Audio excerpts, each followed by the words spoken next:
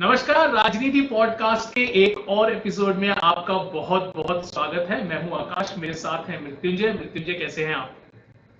नमस्कार आकाश, मैं ठीक हूं और उम्मीद करता हूं कि आप और हमारे सारे दर्शक बहुत अच्छे होंगे। और आज वो दिन है जब दो काफी अहम राज्यों के चुनावों को एक उसकी पूर्णाहुति हुई है। पूर्णाहुति का मतलब वो कंक्लूड हुआ है जी, और इस पूर्णाहुति के साथ हम लोगों को इंतजार होगा 8 तारीख को आने वाले नतीजे का। तो बिल्कुल। उसी को लेकर के जो सुगबुगाहट है, उसी पर आज हम लोग जानते हैं कि जनता का मूड कैसा है। जी, बिल्कुल। तो जैसा कि जानते हैं कि कुछ दिनों पहले ही जो है जम्मू और कश्मीर में जो है इलेक्शंस खत्म हुए और आज हरियाणा में सिंगल फेस में इलेक्शंस हुए। काफ़ी जो है अगर बात करें बहुत इंतज़ार था लोगों को, खासकर जम्मू और कश्मीर का जो इलेक्शन था उसको लेकर, क्योंकि काफ़ी समय से टले हुए थे वहाँ पे इलेक्शंस। और हमने जो एक छोटा सा वार्तालाप किया था, थोड़ा सा डिस्कशन किया था अपने पॉडकास्ट पे कि भाई कौन सी पार्टी जो है वो सत्ता में आ रही है, तो उस पर दर्शकों ने काफी प्यार दिखाया है। और उम्मीद करता हूं कि ये जो हमारा जो पॉडकास्ट है जिसमें हम हरियाणा के बारे में ज्यादा जो है डीपली बात करेंगे, उसको भी जो है हमारे दर्शकगण जो है उतना ही प्यार देंगे। तो शुरुआत करते हैं मृत्युंजय। हरियाणा में आज इलेक्शंस हुए और इलेक्शंस खत्म होने के बाद जो है डेफिनेटली सबको इंतजार रहता है कि एग्जिट पोल्स जो है वो क्या कहते हैं। लेकिन सबसे बड़ा सवाल एग्जिट पोल्स को लेकर जो है वो खड़ा हो चुका है, क्योंकि 2024 का जो लोकसभा इलेक्शन था उसमें जिस तरीके से एनडीए अलायंस को जो है एक तरफा जीत दिखा रहे थे most of the exit poles, जब रिजल्ट की बारी आई तो वो सारे के सारे एग्जिट पोल्स जो है वो धराशायी हो गए। तो अब सब, और ये इमीडिएट उसके बाद जो है पहला इलेक्शन है, पहले असेंबली इलेक्शंस हुए हैं और यूनियन टेरिटरी के भी इलेक्शंस हुए हैं अगर मैं बात करूं जम्मू और कश्मीर में। तो क्या, सबसे पहला सवाल तो लोगों के दिमाग में यही आ रहा होगा कि क्या हम लोकसभा 2024 के बैकड्रॉप में अगर ये इलेक्शंस देखते हैं तो क्या एग्जिट पोल्स को मानना चाहिए? देखिए, अगर आप एग्जिट पोल के जो इनके रिपोर्ट्स हैं, जी, इन रिपोर्ट्स को थोड़ा सा अगर स्टडी करें तो मुझे लगता है कि एग्जिट पोल वाले जो हैं एकदम इनकी हालत बहुत ही हास्यास्पद, माने they have become a laughing stock. जी, तो वैसी बन गई है। ये कितनी विडंबनात्मक स्थिति है कि ये बता रहे हैं कि कांग्रेस हरियाणा में जीतेगी, उनकी सरकार बनेगी और कितनी सीटें आएंगी। तो इनकी सीटों का रेंज जो है वो 45 से 65-66 तक है। जी, और बीजेपी के सीटों का जो रेंज ये बता रहे हैं 15 से 32 के बीच में। जी। यानी इतना बड़ा रेंज तो आज तक मैंने कभी नहीं देखा था। इतनी कम सीटों के लिए इतना बड़ा रेंज, इतना लंबा रेंज हमने आज तक नहीं सुना था। तो इसका मतलब कि इन लोगों ने जो एग्जिट पोल किया है जी, उसमें कोई मेहनत इन लोगों ने नहीं की है। और साथ ही साथ इन लोगों ने पिछले कुछ समय से एक मेथोडोलॉजी, देखिए उस तरह के प्रेडिक्शंस पॉलिटिकल जर्नलिस्ट होने की वजह से या पॉलिटिकल कमेंटेटर होने की वजह से, चाहे हम कितने भी बड़े या छोटे लेवल के हों, जी, हर कोई ये इस बात को जानता है कि अगर किसी पार्टी को अपर हैंड हासिल है किसी स्टेट में, तो इसकी प्रबल संभावना होती है कि उसको एक मॉडरेट मेजॉरिटी मिल जाती है। जी, तो इसी को आधार बना करके ये लोग एग्जिट पोल करते हैं, जिसमें मुझे नहीं लगता कि कोई खास ये लोग परिश्रम करते होंगे बूथ लेवल पर जा करके और बूथ से निकलते हुए वोटर्स का। और इल्जाम बढ़ते हैं कि आजकल तो बूथ से निकलता हुआ वोटर इतना स्मार्ट हो गया कि वो क्लियर कट आपको जवाब ही नहीं देता। इस वजह से हम सही किस तरीके से प्रिडिक्शन नहीं कर पाते। यही मेरा दूसरा सवाल था मृत्युंजय आपसे कि भाई क्या वोटर इतना ज्यादा स्मार्ट हो गया, उसको पता लग गया कि भाई क्योंकि देखिए आजकल सोशल मीडिया का जमाना है और हर कोई टीवी देखता है, हर कोई यूट्यूब पर ये पोल एनालिसिस जो पॉलिटिकल कमेंटेटर्स करते हैं वो देखता है। क्योंकि टू बी वेरी ऑनेस्ट 2024 के इलेक्शन से पहले मैंने भी बहुत सारे यूट्यूब पर जो पॉलिटिकल कमेंटेटर्स हैं उन्होंने अपने वहां पर सेफोलॉजिस्ट को बुलाया, सो कॉल्ड सेफोलॉजिस्ट को बुलाया और उनसे पूछा कि भाई आपको क्या लगता है। और मृत्युंजय, मैं आपको ये बात बता रहा हूं कि भाई वो लोग डंके की चोट में ये बोल रहे थे कि बीजेपी जो है, जो उन्होंने 400 पार का नारा दिया है वो क्रॉस कर जाएगी। ये उन्होंने बोला था क्योंकि उन्होंने बोला हमने सर्वे किया है। तो इसलिए भी जो है शायद शायद जो उन्होंने ये बोला कि भाई जो वोटर है वो भी स्मार्ट हो गया है, वो भी जानते हैं कि मैं जो बोलूंगा वही टीवी पे दिखाई देगा, तो शायद उस वोटर भी जो है वो थोड़ा सा ज्यादा स्मार्ट होकर उनको कहता है कि भाई मैंने तो उस पार्टी को वोट किया है। मैं यहाँ एक बात बताना चाहूंगा कि देखिए, स्मार्ट होने का मतलब ये नहीं कि आप बहुत बड़े झूठे हो गए हैं तो बहुत स्मार्ट हो गए।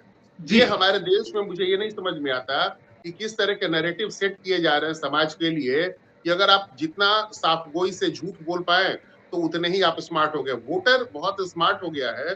अरे भाई, वोटर को ऐसी क्या पड़ी है? हमारे यहाँ बिहार में चलिए, आप ऑटो से जा रहे हैं, बस से जा रहे हैं, ट्रेन से जा रहे हैं, पब्लिक प्लेस पे खड़े हैं, टीचर स्टूडेंट बैठकर आपस में बात कर रहे हैं, उसमें खुल के लोग अपनी राय व्यक्त करते हैं। एक वोटर को या एक नागरिक को ये बताने में उसके कौन जेब से पैसे लग रहे हैं इस देश में। हमारा अफगानिस्तान तो है नहीं कि आप अपना बताइएगा कि हमारा एलिजियंस इस बार बीजेपी के लिए है या कांग्रेस के, तो कोई आकर के और तालिबानी आपको गोली मारने जा रहा है और यहाँ पर किसी को डर लगा हुआ है। ये लोकतांत्रिक समाज है यहाँ पर। तो हमारे लोकतांत्रिक समाज की सबसे बड़ी खासियत है कि लोग they feel free, voters feel free to express their views, और लोग अपने विचारों को खुल के व्यक्त करते हैं। इसमें कोई तरह का कोई इस तरह की बात नहीं है कि लोगों को किसी तरह का उसमें संदेह होता है कि हम अगर अपने विचार व्यक्त करें। अब पोलिंग बूथ से निकल के आता हुआ, ये सब तो प्रोफेशनल्स हैं, हम तो उस तरह के प्रोफेशनल नहीं है, तो भी पोलिंग बूथ से निकल कर आ रहा है, आप उससे उस व्यक्ति से 30 सेकंड तक बात करिए, तो 30 सेकंड में आपको खुद पता चल जाएगा कि उस बंदे का एलिजियंस किस तरफ है और क्यों है, उसका झुकाव, रुझान, और उसने किसको वोट दिया है। लोग खुल के बातें करते हैं भाई साहब। अगर उनको प्राइम मिनिस्टर को अगर क्रिटिसाइज करना होगा तो सड़क चलता हुआ एक मजदूर जिसके हाथ में कुदाल और फावड़ा है वो काम कर रहा है, तो उससे मैं आपको एक छोटा सा एग्जांपल बताता हूँ। जैसे लोकसभा चुनाव हुआ, आज नरेंद्र मोदी की के विरोधी जो हैं वो हर वर्ग में आपको दिखाई देंगे, समाज के हर तबके में, चाहे वो पढ़ा लिखा जो अपर क्रस्ट ऑफ द सोसाइटी है हम उसकी बात कर लें या फिर हम लोअर स्ट्रेटा की बात कर लें, तो इसमें नरेंद्र मोदी की सीटें कम हो गई थी, और कम होने की वजह से जिनका नरेंद्र मोदी के लिए झुकाव होता है उनको तकलीफ हो रहा था। तो एक जगह पे मैं खड़ा था, वहां पे कुछ मजदूर सड़क निर्माण में लगे हुए थे और उस समय लंच कर रहे थे और हल्की सी जाम की स्थिति थी और बालू पड़ा हुआ था सड़क पर, तो मैं खड़ा हो गया, अपनी बाइक लेकर के खड़ा था। तो मैंने वहां पर ऐसे ही उन लोगों से कहा, वो लोग मोबाइल पे न्यूज सुन रहे थे, वही उस दिन रिजल्ट आ रहा था, ये 4 जून की बात है। तो मैंने उन लोगों से लगभग शाम हो चुकी थी, तो वो मैंने उनसे लोगों से पूछा, ये बताओ यार, अच्छा हुआ कि मोदी बताइए एकदम से जनता के लिए कोई काम नहीं कर रहा था, अच्छा हुआ चुनाव हार रहा है। तो इन लोगों ने कहा, जो मजदूर काम कर रहे थे उन लोगों ने कहा, अब आप प्रधानमंत्री से क्या अच्छा एक्सपेक्ट कर रहे थे। मतलब वो यहाँ की भाषा में उन्होंने अपनी भाषा में कहा और इससे ज्यादा ये क्या करते। तो उन लोगों का ये था कि इस गवर्नमेंट ने कई सेक्टर में अच्छे काम जो किए हैं, तो उन लोगों ने भी अपने विचार व्यक्त कर दिए बिना इस बात को सोचे हुए या बिना इस बात से डरे हुए कि उनके इस भावना के व्यक्त करने से किसी का क्या नाराजगी होगी या किसी को क्या खुशी होगी। तो ये जो मीडिया है इस समय जनता की एक अलग ही छवि गढ़ने की कोशिश कर रही है अपने काहिल पने को छुपाने के लिए।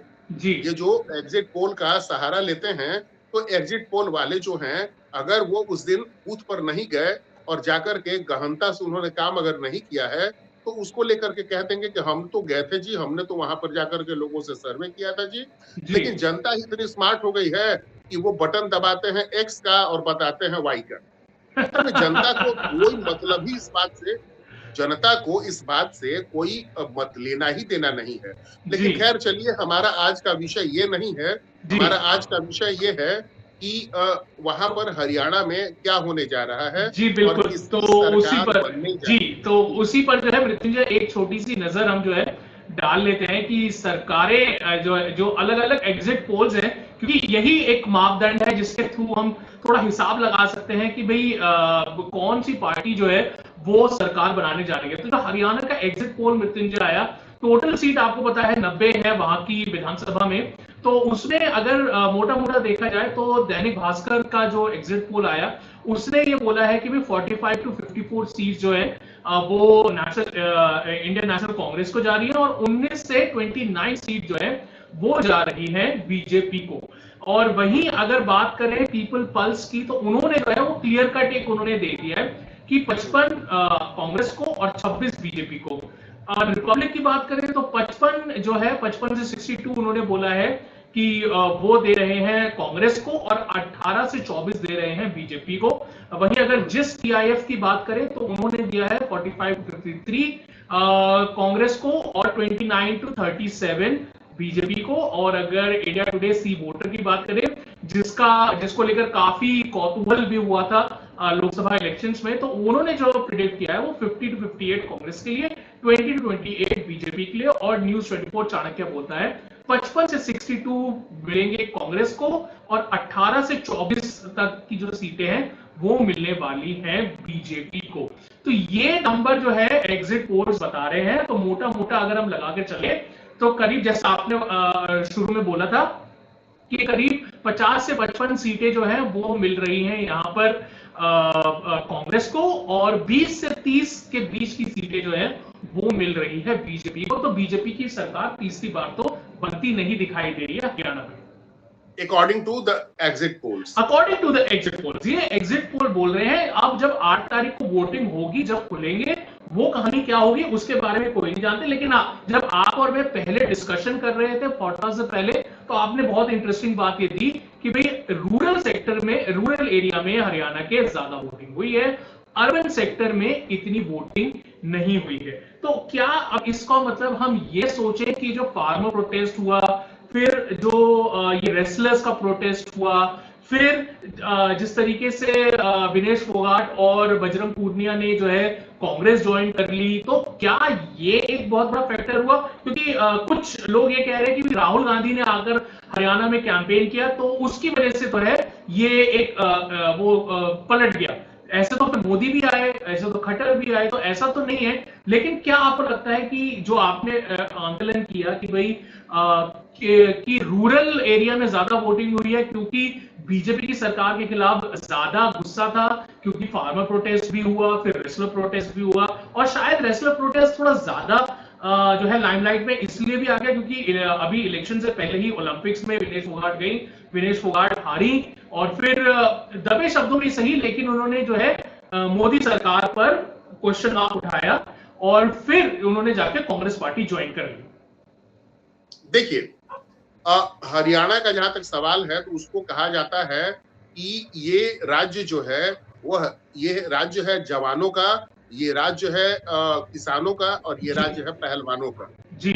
और ये बहुत बहुत बड़ी सच्चाई है, बहुत ही बड़ा यथार्थ है कि जो 2 बार चुनाव बीजेपी ने जीती, एक बार तो उसने 2014 के लोकसभा और विधानसभा दोनों ही चुनाव को स्वीप किया, जिसमें कि लोकसभा चुनाव में उन्होंने लगभग 8 सीटें जीती थी 2014 में, और विधानसभा में उनको क्लियर मेजॉरिटी भी मिल गई थी।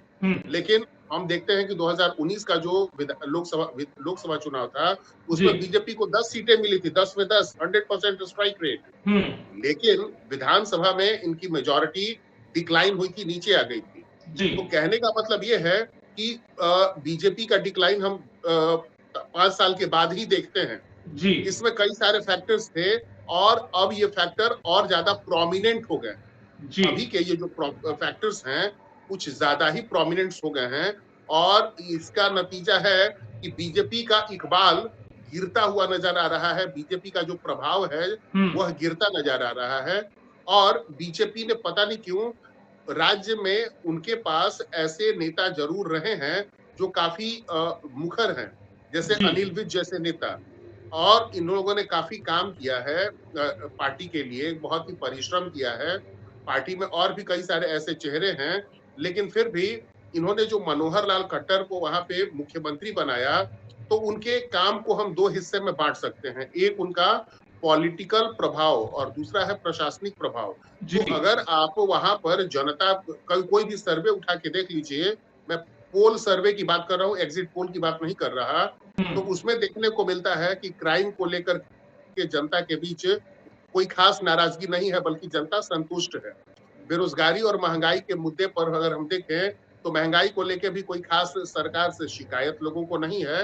हाँ, बेरोजगारी को लेकर के 45% लोग उसमें था कि पिछली बार जो हम लोगों ने देखा था तो उसमें जनता नाराज जरूर सरकार से थी।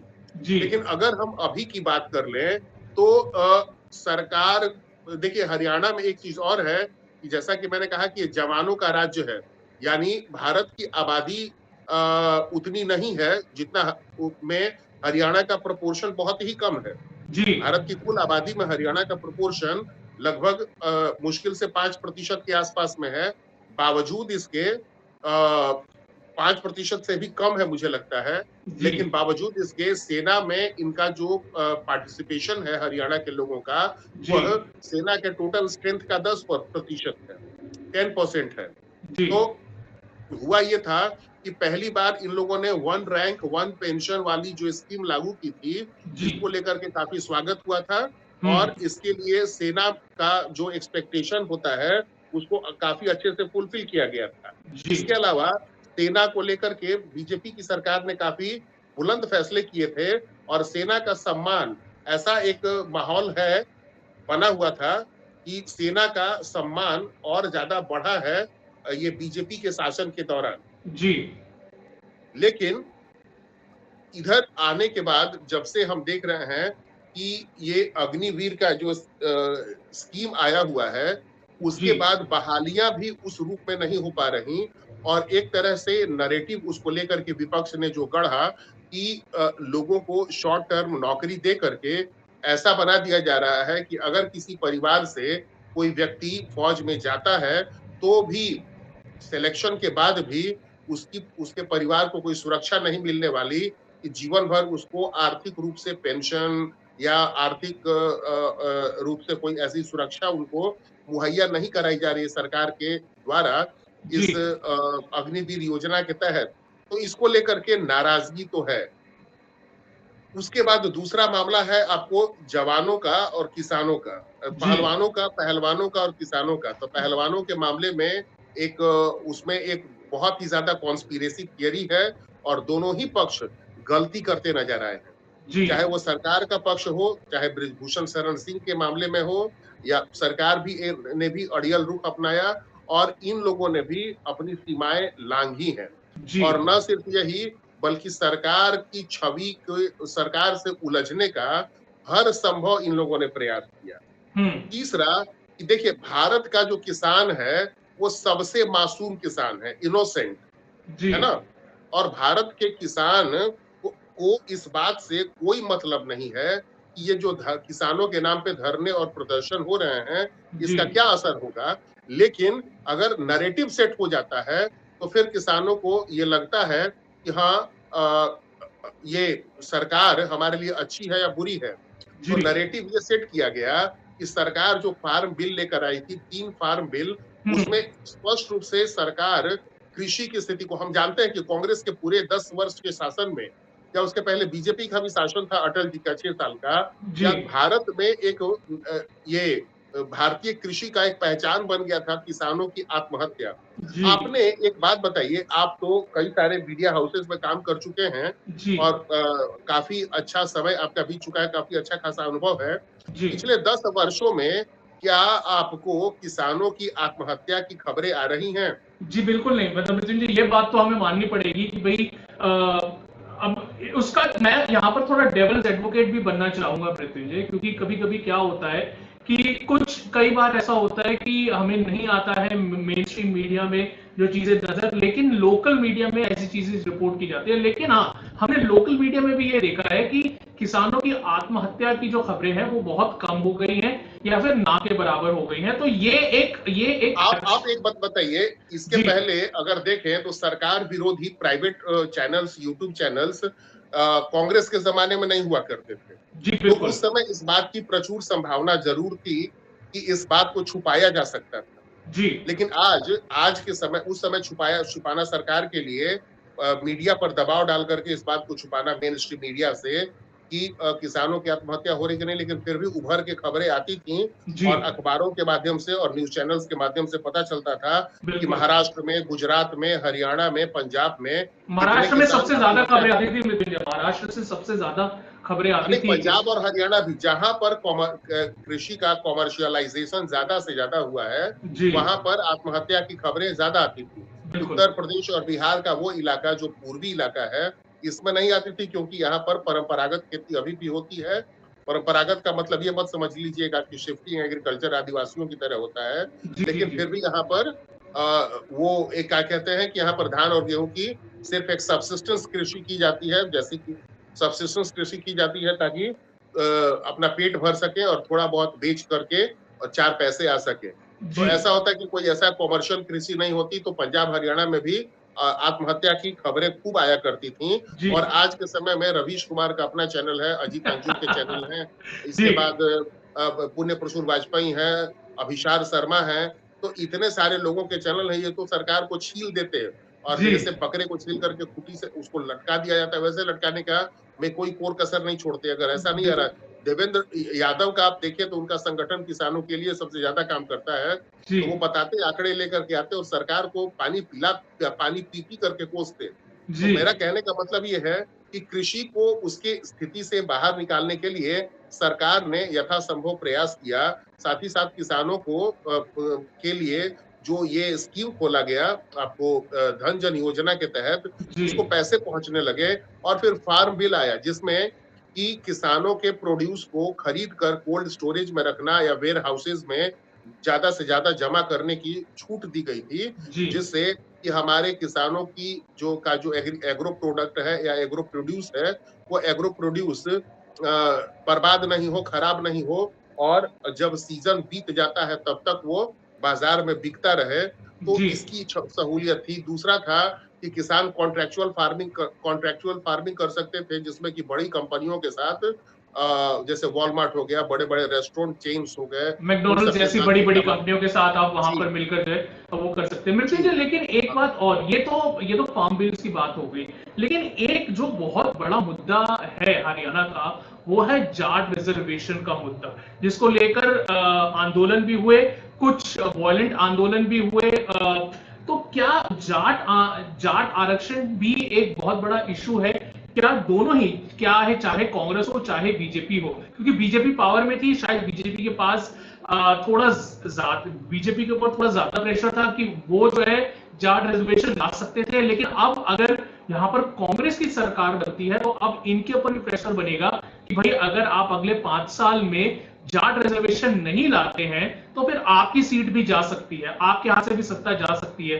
तो जाट रिजर्वेशन को किस तरीके से, अगर मान लेते हैं हम एग्जिट पोल्स के ऊपर लेकर चलते हैं कि कांग्रेस की सरकार बन रही है, तो क्या कांग्रेस इस चीज को, क्योंकि मुझे लगता है कि अगर मोटा मोटा देखा जाए तो दीपेंद्र हुड्डा एक बड़े नाम है कांग्रेस के जो चीफ मिनिस्टरशिप के लिए इस समय है, तो क्या मैं यहां पर ये लेकर चलता हूं कि दीपेंद्र हुड्डा को जो है चीफ मिनिस्टर बनाया जाएगा, तो क्या वो इस इशू को टैकल कर पाएंगे और क्या जाटों को रिजर्वेशन जो इतने टाइम से मांग रहे हैं हरियाणा में, वो मिल पाएगा? देखिए, जाट रिजर्वेशन कोई मुद्दा नहीं है। इसलिए ये मुद्दा नहीं है कि अगर एक जाट इसको मुद्दा बनाकर किसी सरकार की सेहत पर असर डालेंगे, तो एक जाट के खिलाफ 36 जातियां हैं, हम्म, जिसमें कि काफी सब्सटेंशियल परसेंटेज है। आपको जैसे जाटों का प्रोपोर्शन कोई बहुत बड़ा नहीं है वहां हरियाणा में, हम्म। लेकिन हाँ, एक जाति के लेकिन तौर पे अगर हम देखें तो इन्फ्लुएंशियल तो है ना मृत्युंजय, ये तो आप हाँ, मानेंगे। नहीं, इन्फ्लुएंशियल ठीक है। तो अगर एक जाति के लोग अगर अपने लिए रिजर्वेशन को लेकर मुद्दा बना के और वो राजनीति को प्रभावित करने की कोशिश करते हैं, तो जी, उनके खिलाफ जो ध्रुवीकरण होगा, जो पोलराइजेशन होगा दूसरी जातियों की, उसका तो सीधे सीधे फायदा दूसरी पार्टी को हो जाएगा। तो हम्म, इसीलिए जाट रिजर्वेशन कोई बहुत बड़ा मुद्दा नहीं है। इस चुनाव में मुद्दा ये है कि मैंने जैसा बताया कि सरकार जो 3 कृषि फार्म लाई थी, मैं इसको शॉर्ट में कंक्लूड करता हूँ 30 सेकंड के अंदर ही, जी, कि ये 3 कृषि फार्म जो थे सरकार, जैसे वेयर हाउस बनाने का, कॉन्ट्रेक्चुअल फार्मिंग का, और तीसरा जो था कि कहीं पर भी बेचना, जैसे कोई रेस्ट्रिक्टेड एरिया नहीं है, जी, जी, बल्कि जी, किसान चाहे तो जहां मन मन वहां ओपन बेच मार्केट सके। कर रहे थे जी। जी, तो इसको लेकर के जो किसानों के जो बिचौलिए थे, उन लोगों ने एक आंदोलन निकाला, और उनके पास इतना अकूत संपत्ति है, इतना ज्यादा पैसा है कि उन्होंने एक नैरेटिव सेट कर दिया कि भाई किसानों को जो एमएसपी मिलता है, एमएसपी से के तहत तो मात्र 4 से 6% ही अनाज खरीदा जाता है सरकार से। तो हम्म, ऐसी सूरत में सर बताया गया उन लोगों ने, जो किसान अपने काम में लगा हुआ था, तो उन लोगों को समझाया कि सरकार तो किसान विरोधी है। तो इसका हम्म, एक बहुत स्ट्रॉन्ग मैसेज गया है और इसमें समय लगा है। अगर समय नहीं लगता तो बीजेपी पहले ही से हारनी शुरू हो गई होती। लेकिन अब इसका जो असर है, क्योंकि बीजेपी का इकबाल कमजोर हुआ है। दूसरा, हरियाणा के मामले में जो सबसे बात जो कमजोर हुई है वो कि बीजेपी ने 2019 में ही अपनी मिट्टी पलीद कर दी थी। अगर बीजेपी देखिए, मनोहर लाल खट्टर की सरकार का जो प्रशासन है वो कमोबेश अच्छा रहा है, कोई बुरा नहीं है। बावजूद इसके उसकी जो लोकप्रियता रही है वो अच्छी नहीं रही। इसलिए अच्छी नहीं रही क्योंकि ये अपने पक्ष में, अपनी पार्टी के पक्ष में वो जनता से उस रूप में नहीं जुड़ पाए कि हरियाणा में एक बीजेपी का मास चेहरा उभर के सामने कोई आया है। अगर आप अचानक से किसी ऐसे व्यक्ति से पूछ दे जो पढ़ा लिखा नागरिक है, लेकिन कोई बहुत हार्डकोर पॉलिटिकल मैटर्स या पॉलिटिकल अफेयर्स में बहुत ज्यादा इंटरेस्टेड नहीं रहता है, कमाने खाने वाला कोई व्यक्ति अगर हो सामान्य, तो वो व्यक्ति उनका नाम नहीं बता पाएगा, जबकि हरियाणा एक महत्वपूर्ण राज्य है। जी बिल्कुल। तो जैसे लोग जानते हैं, हेमंत विश्व शर्मा को पहचानते हैं या फिर आपको सिद्धारमैया पहचाने जाते हैं, तो उस तरीके से इनकी कोई छवि नहीं रही है। जी। और ऐसी छवि नहीं रहने की वजह से हरियाणा में नेतृत्व, एक लीडरशिप क्राइसिस से बीजेपी गुजरती रही है। और जब इसकी अति हो गई तो बीजेपी ने तो पहले ही गिव अप कर दिया था। एक तरह से देखें कि आप इलेक्शन के मात्र 6 महीने पहले अपना चीफ मिनिस्टर को बदल रहे हैं, तो इसका मतलब कि इनको कहीं ना कहीं इस बात का सेंस, देखिए आप जो कह रहे हैं या कोई भी ये कह रहा है कि हमें 8 तारीख का इंतजार करना पड़ेगा, तो ये तय सी बात है कि कांग्रेस बहुत साधारण मेजॉरिटी से ही सही, कांग्रेस से सुनामी आने की संभावना मुझे नहीं दिखती, क्योंकि कांग्रेस की कोई ऐसी साफ सुथरी पार्टी नहीं है कि वो अपने पक्ष में एक लहर पैदा कर ले।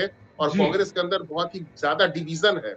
लेकिन बीजेपी का जो कुनबा जो है वो कमजोर इसीलिए सिर्फ दिखाई दे रहा है कि बीजेपी के पास एक बहुत मजबूत चेहरा ऐसा नहीं है जिसका जनता के साथ बहुत ही गहराई से कनेक्ट हो। जैसे अशोक गहलोत हुआ करते थे राजस्थान में, या फिर वसुंधरा राजे जो थी, तो उस रूप से बीजेपी को नेतृत्व नहीं मिला मनोहर लाल खट्टर के नेतृत्व में। और इसकी का नतीजा है कि जहां लोकसभा में बीजेपी को 10 की 10 सीटें मिली 19 में, वहीं विधानसभा में मात्र 40 पर सिमट के रह गए। लेकिन इस बार के इलेक्शन में अब हो ये रहा है कि नरेंद्र मोदी के पोस्टर्स और होर्डिंग्स दिखाई नहीं दे रहे।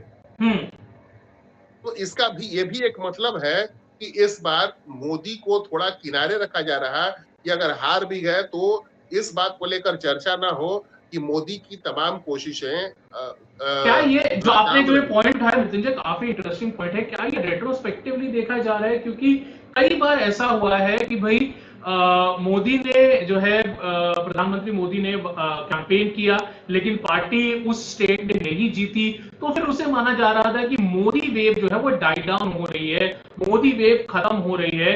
लेकिन ये वो रीजन नहीं था, वो ये रीजन था कि उस स्टेट का जो स्टेट कार्डर है वो इतनी सक्षमता से काम नहीं कर रहा था। लेकिन जो रिजल्ट्स आ रहे थे उसको इस तरीके से देखा जा रहा था कि मोदी वेव डाई डाउन हो रही है। तो शायद इसीलिए मोदी ने अपना फेस बचाने के लिए जो है अब ये स्ट्रैटेजी शुरू कर दी है कि पोस्टर्स में मेरा नहीं होगा नाम, हालांकि मैं जाकर जो है कैंपेन जरूर करूंगा पार्टी के लिए। लेकिन मोदी के कैंपेन्स, यानी मोदी ने उतना ज्यादा कैंपेन, देखिए प्राइम मिनिस्टर मोदी इस तरह के लीडर, उनकी छवि उनकी रही है कि उन्होंने पूरी पार्टी को और अपने पार्टी के पूरे संगठन को एक तरह से बना दिया है इलेक्शन मशीन। जिस तरह से जंगीज खान का नाम सुना होगा, मंगोल कमांडर, जंगीज खान, उसने मंगोलों को बना दिया था वॉर मशीन, है ना। उसी तरह से नरेंद्र मोदी के बारे में कहा जाता है कि उन्होंने, जो मोदी जगरनॉट की बात होती है, तो मोदी ने बना दिया था इलेक्शन मशीन बीजेपी के पूरे तंत्र को ही, कि ये लोग कहीं पर भी लड़ेंगे और जीतेंगे ये। तो ऐसा, लेकिन इस बार पता नहीं, ये साफ तौर पे दिखाई दे रहा है कि मोदी को लेकर के बहुत उत्साहपूर्ण स्थिति नहीं है पार्टी के अंदर हरियाणा के चुनाव के संदर्भ में।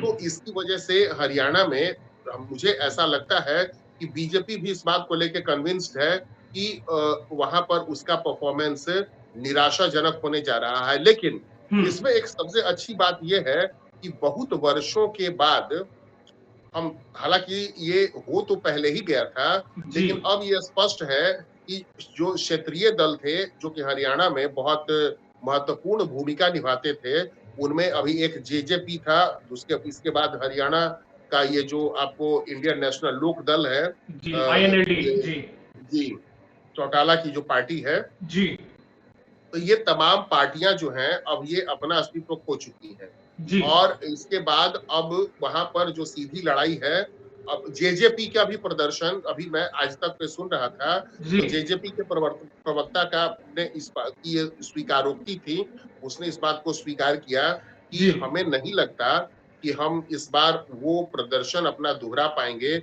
जो हमारा प्रदर्शन 2019 में रहा था, यानी 10 सीटें उनको भी नहीं आने जा रही, तो जी 2-4 सीटें इनको आनी जा रही हैं। और एक जमाने में जो एक बड़ा ही अहम फोर्स हुआ करता था INLD, NLD तो जी उसका भी एक तरह से कहें तो वो भी 2-4 सीटों में ही वो सीमित रहने जा रहा है। कुछ निर्दलीय वहां चुनाव जीतने जा रहे हैं, और इसके अलावा ज्यादातर जो सीटें हैं वो बढ़ जाएंगी बीजेपी और कांग्रेस। तो वहां पर एक तरह से राष्ट्रीय रुझान वाली जो पार्टियां हैं जी वही प्रोमिनेंट होगी विपक्ष में भी, और वही पार्टी प्रोमिनेंट होगी आपको सत्ता में भी। 77 में भी जी तो ये साफ तौर पे दिखाई दे रहा है। और जी 2009 के चुनाव में हमने जो देखा था कि जिस तरीके से 2009 में कांग्रेस और INLD के बीच मुकाबला हुआ था, तो जी इस बार अच्छी बात है कि पिछले कई बार से कांग्रेस और बीजेपी के बीच रुझान होता रहा है।